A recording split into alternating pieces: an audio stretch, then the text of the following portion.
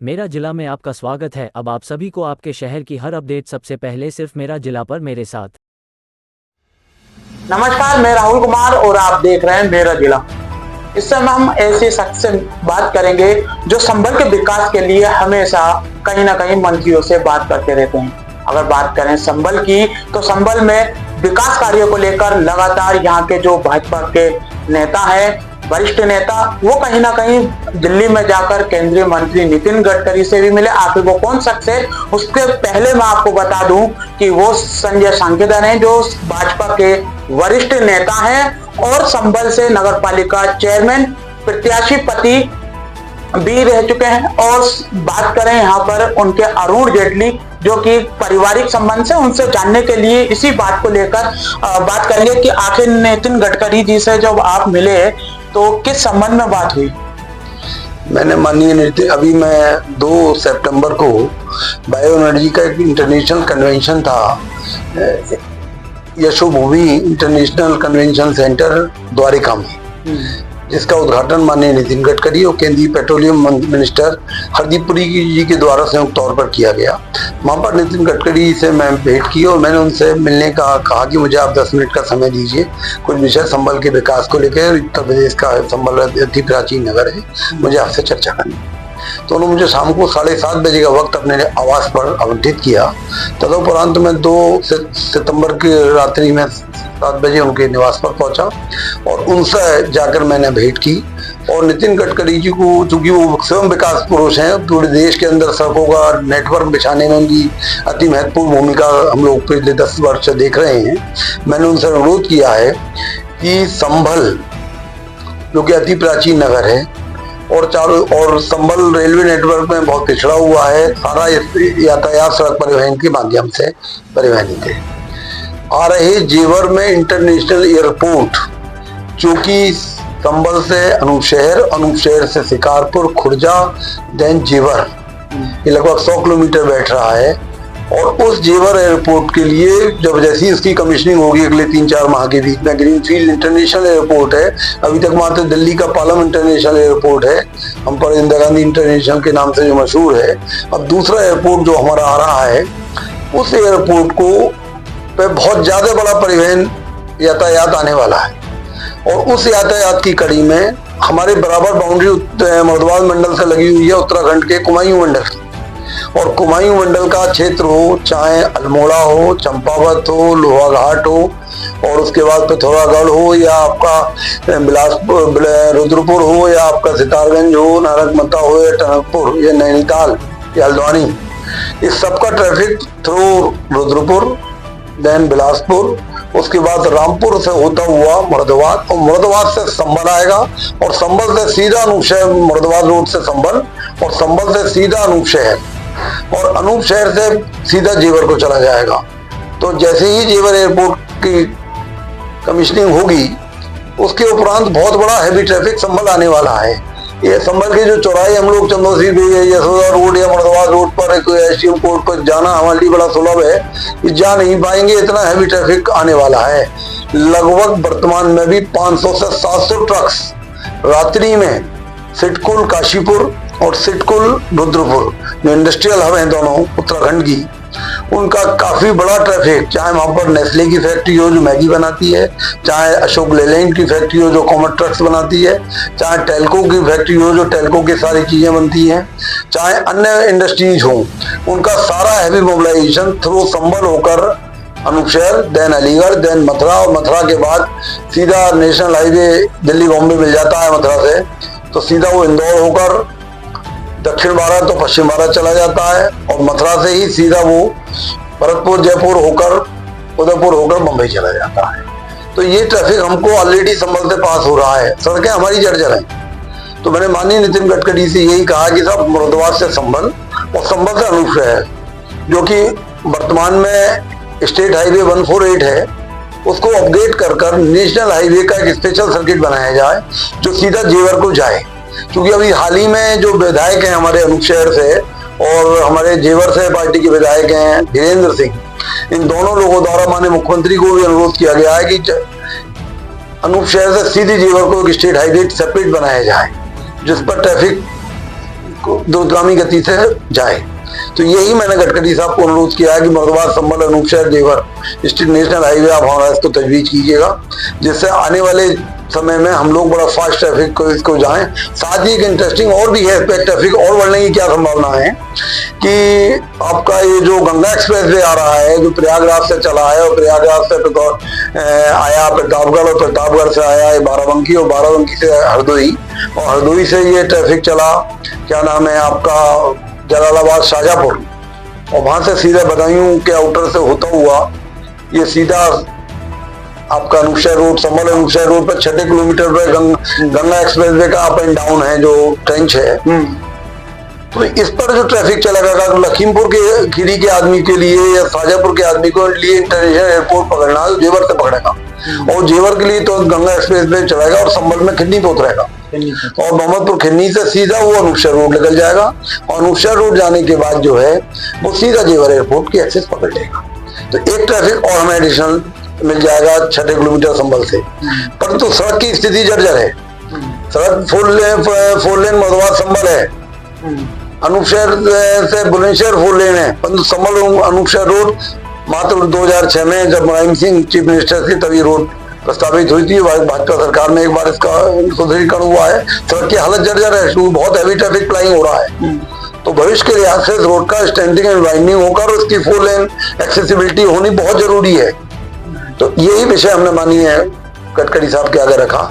उन्होंने मेरे पत्र पर अपने केंद्रीय जांच इनका जो सड़क परिवहन का अनुरक्षण विभाग है और उसके लिए परीक्षण के लिए उन्होंने प्रस्ताव भेजा है।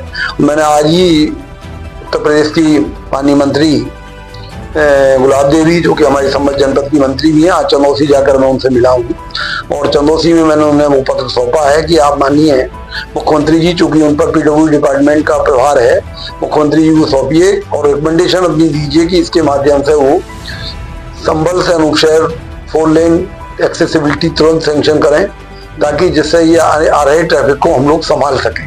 अगर हम लोग नहीं संभाल सके तो बुरी हालत हमारी हो जाएगी और ट्रैफिक तो आएगा, वो किसी से रोकना नहीं।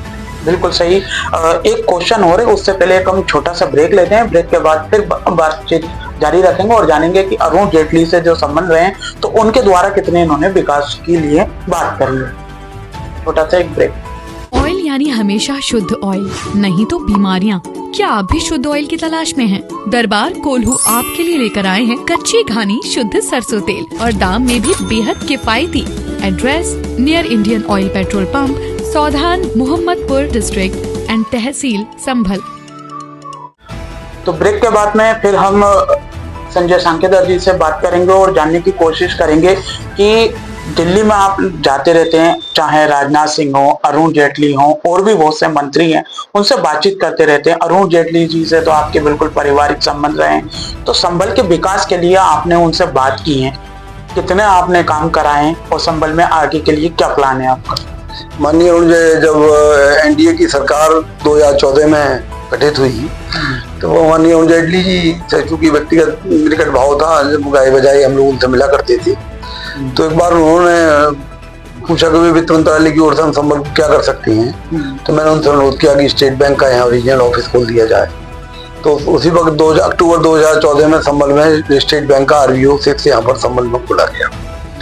उसके उपरांत माननीय अरुण जेटली जी पर रक्षा विभाग का प्रभार था, तो मैंने उनसे अनुरोध किया कि संभल अनूपशहर रोड पर गाँव में लगभग 16 एकड़ जगह राजेरा सलेमपुर में सैनिक पड़ाव की पड़ी हुई है। मैंने ठेर में सैनिक पड़ाव की 50 एकड़ जगह पड़ी हुई है। इन सब जगहों की रक्षा मंत्रालय के तत्वाधान में संरक्षण हो। साथ ही संभल में आर्मी का रीइंफोर्समेंट कॉलम सेंटर, चूंकि संभल बड़ा सेंसिटिव शहर है, यहाँ पर कभी भी 1976, 78, 80, 86, 92, 95 5 बार लगातार दंगे यहाँ पर होते रहे। संभल सारी दुनिया में अपनी संवेदनशीलता को लेकर पहचाना जाता है। यहाँ पर एक आर्मी का रीइंफोर्समेंट कॉलम सेंटर बना दिया जाए और एक CRPF का भी सेंटर यहाँ बने, जिससे यहाँ पर संभल में सुरक्षा का वातावरण लोगों के लिए बन सके। साथ ही अरुण जी जब वित्त मंत्री थे और GST मेहनता उत्पाद पर लगाने का 28% का और हॉर्न एंड बॉन हड्डी और सींग के ऊपर 28% प्रपोजल आया। तो माननीय अरुण जेटली जी से जाकर मैं मेहनत उद्यमियों और हैंडीक्राफ्ट एंटरप्रेन्योर्स के साथ जाकर मिला और मैंने उनसे कहा कि भाई ये बहुत छोटा व्यापार है, मेहनता कुल 4000 करोड़ का व्यापार है, हॉर्न लगभग 500 करोड़ रुपए का व्यापार है, तो इनके ऊपर इतना बड़ा हैवी टैक्सेशन का कोई लॉजिक नहीं बनता। तो माननीय अरुण जेटली जी के द्वारा मेरी इस सब बात को ग्रहण किया गया और मेहनता पर 12% GST प्रपोज किया गया संशोधित और हॉर्न हैंडीक्राफ्ट पर भी 5% किया गया। अनेक विषय थे, वो इतनी ग्रांड पर्सनैलिटी थे, बड़ी जल्दी बीमार होकर उनका हमारे बीच वो नहीं रही। उनकी कमी सदैव हम लोगों को खलेगी, हमारा तो व्यक्तिगत पारिवारिक भाव था। साथ ही माननीय राजनाथ सिंह जी केंद्रीय रक्षा मंत्री हैं, इससे पहले गृह मंत्री थे, उनसे भी अनेक विषयों पर संबल के विकास को लेकर चर्चा होती रही। उनके द्वारा संबल के लिए कुछ न कुछ विशेष किया जाता रहा है। बीते दिनों माननीय मुख्यमंत्री जी से भी लगातार हम लोग संपर्क में रहे, कभी किसी बार भी उनसे अपने लिए कभी कुछ नहीं कहा। हर बार संबल के विकास को लेकर मैंने चिंता व्यक्त की और जब भी मिलता था वो यही कहते थे, अच्छा पंडित जी बताइए संबल के लिए क्या करना है। तो उसको जो थे वो अरुण जी, माननीय मुख्यमंत्री जी योगी जी संबल से बड़ा लगाव रखते हैं और संबल का जब लास्ट ईयर आए वो एयरपोर्ट मुरादाबाद के कार्यक्रम में तब एंटरप्रेन्योर्स की मीट में मुझसे उन्होंने पूछा क्या करना है। मैंने कहा साहब गंगा एक्सप्रेस वे किनारे खिंडी में एक इंडस्ट्रियल क्लस्टर अगर आप हमें दे दें, औद्योगिक गलियारा, तो लगभग यहाँ पर दिल्ली के, क्योंकि 130 किलोमीटर की दूरी पे संबल स्थित हो गया है गंगा एक्सप्रेस वे के रास्ते के माध्यम से, तो दिल्ली की जो हैवी इंडस्ट्रीज होंगी पूरे देश की, और चूंकि यहाँ पर संबल में आलू, प्याज, गोभी, मटर और फूड ग्रेन्स, अन्य प्रकार के सारे दलहन तिलहन की बहुत बड़ी मंडी संबल है और बहुत बड़ी प्रचुरता से उत्पादन है।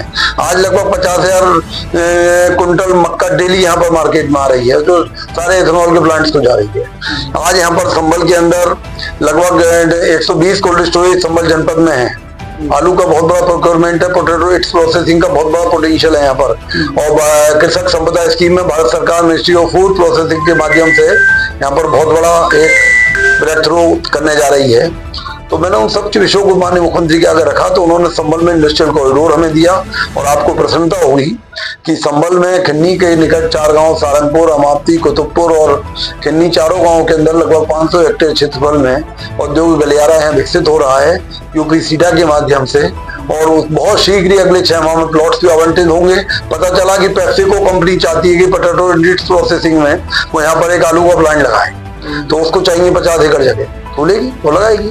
कल को आ गई और कोई वर्टिगो कंपनी आ गई, वो लगाएगी, कल को प्रॉक्टर एंड गैम्बल लगाएगी।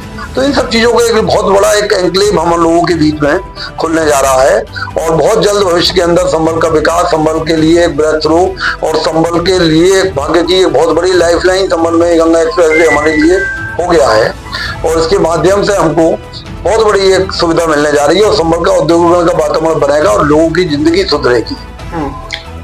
एक सवाल और करेंगे, उससे पहले एक छोटा सा ब्रेक और लेते हैं, ब्रेक के बाद फिर चर्चा जारी होगी। ऑयल यानी हमेशा शुद्ध ऑयल, नहीं तो बीमारियाँ। क्या आप भी शुद्ध ऑयल की तलाश में हैं? दरबार कोल्हू आपके लिए लेकर आए हैं कच्ची घानी शुद्ध सरसों तेल और दाम में भी बेहद किफायती। Address near Indian Oil petrol pump, Saudhan, Mohammadpur district and तहसील संभल। आपके इतने सारे मंत्रियों से रहे, आपने इतने विकास कार्य करवाए संबल के अंदर, अब आने वाला विधानसभा का चुनाव है, इसको लेकर क्या रणनीति है और किस हिसाब से आप समाजवादी के गढ़ को यहाँ पर खत्म कर पाएंगे? देखिए, अभी थोड़ा अर्ली सवाल है ये कि अभी आवश्यकता समय के आधार पर बनेगी और अब बहुत हो गया। बिल्कुल वास्तव में 6 टर्म 7 टर्म सपा विधायकों को हो गए, कुछ नहीं कर परफॉर्म कर पाए। 4 बार समाजवादी के मेंबर ऑफ पार्लियामेंट रहे लोग बाग, वो कुछ नहीं कर पाए। संबल के लिए विकास की करवट भारत सरकार के स्तर पर सरकार चाहती है कि संबल को एक्सपेरिमेंटल डिस्ट्रिक्ट में इंक्लूड करे। संबल का जो एंशिएंट हिस्टोरिकल बैकग्राउंड है, धार्मिक का संबल का वातावरण है। अभी हमने माननीय मुख्यमंत्री से अनुरोध किया है कि संबल को धार्मिक और पर्यटक नगरी घोषित किया जाए, क्योंकि राजा ययाति द्वारा बसाई गई ये बुर्न धार्मिक नगरी है जो एक ही रात्रि में 68 तीर्थों में प्रभु की कृपा से निर्माण हुआ है। संबल के चारों किनारों पर 4 शमशान स्थित है। गया जो बिहार में है, वो गया के समान इसका यहाँ धार्मिक स्टेटस है। यहाँ का शव गंगा नहीं जाता और यहाँ से गंगा कुल 30 योजन उत्तर की दक्षिण की ओर है और संबल के लिए बहुत बड़ी एक लाइफलाइन बहुत जल्द होने जा रही है। यहाँ पर भारत सरकार भी प्लान कर रही है संबल की संवेदनशीलता को लेकर संबल के अंदर और भी गवर्नमेंट एस्टेब्लिशमेंट बढ़ाए, सुरक्षा की दृष्टि से बढ़ाए। अब हम लोगों ने माननीय मुख्यमंत्री से अनुरोध किया था 2 साल पहले कि जब सीए का झगड़ा हुआ और सीए के घटना के बाद माननीय मुख्यमंत्री जी आए तो हमने उनसे अनुरोध किया कि भाई यहाँ पर संबल में एक पीएसी बटालियन आप दे दें। तो 25 जनवरी 2021 को बिजनौर गंगा बैराज पर माननीय मुख्यमंत्री जी द्वारा घोषणा की गई कि संबल जनपद में संबल नगर में पीएसी की बटालियन की स्थापना की जाएगी। तदनुसार उसके लिए प्रदेश सरकार द्वारा बजट भी आवंटित हो चुका है। साथ ही गांव लहरा कमंगर थाना यादनगर के सामने की भूमि उसके लिए अधिसूचित की गई है। 70 एकड़ भूमि के अंदर पीएसी की बटालियन हम लोगों को मिलने जा रही है। अन्य प्रकार के और औद्योगिक हमें सुविधा मिल रही। हाल ही में विगत 3 साल से हम लोग लगे हुए थे कि संबल में रोडवेज का एस्टेब्लिशमेंट बढ़ना चाहिए। बताइए, इस अंग्रेजी जमाने के टाइम का रोडवेज का बस अड्डा 70 साल से किराए के भवन में चल रहा था। उसके लिए लेकर हमने प्रदेश सरकार से अनुरोध किया, माननीय मुख्यमंत्री से, फिर परिवहन मंत्री से, तब जाकर परिवहन विभाग द्वारा भूमि फाइनल हुई राजस्व विभाग की और संबल मड़वा रोड पर बाईपुरम के बराबर में लगभग 2500 मीटर भूमि में रोडवेज के बस अड्डे की सैंक्शन हो गई है। 7 करोड़ रुपया उसके लिए आवंटित हो गया। C&ST कंपनी प्रदेश सरकार की को कार्यदायी संस्था के तौर पर मनोनीत किया गया है और बहुत शीघ्र ही प्रदेश सरकार द्वारा संबल में रोडवेज बस अड्डा आरम्भ होने जा रहा है और जो संबल के किसी धार्मिक पुरुष के नाम पर उसकी स्थापना की जाएगी। संबल के नाम को लेकर भी चर्चा रहती है कि संबल का नाम बदलना चाहिए, क्या इससे आप लोग सहमत हैं? नहीं, संबल के धार्मिक नाम आदि अनादिकाल से हमारे पुराणों ग्रंथों में है। द्वापर में इसका नाम महदगिरी, त्रेता में इसका नाम पिंगल, कलयुग सतयुग में इसका नाम सत्यव्रत और कलयुग में संबल हमारे स्कंद पुराण के 16वें खंड में उल्लिखित है। तो बेहतर इसके नाम से कोई छेड़छाड़ की जरूरत नहीं है। कल्की नगरी प्रभु कल्की की भगवान की नगरी है और हम लोग बड़े सौभाग्यशाली हैं। जितने लोग भी जाकर के पुण्य भूमि में रहते हैं, ये तो भगवान के आने वाले भगवान की नगरी है जिसमें हमारे लिए परम गौरव और हमारे लिए मोक्षदायी स्थान है। तो ये तो मेरे साथ में संजय सांकेरा जी, जिन्होंने बताया कि संबल के विकास के लिए वो हमेशा तत्पर रहेंगे और साथ ही अगर बात रही मंत्रियों की तो वो लगातार मंत्रियों के पास में जाकर संबल के विकास की चर्चा करते रहते हैं। संबल से मेरा जिला के लिए राहुल कुमार।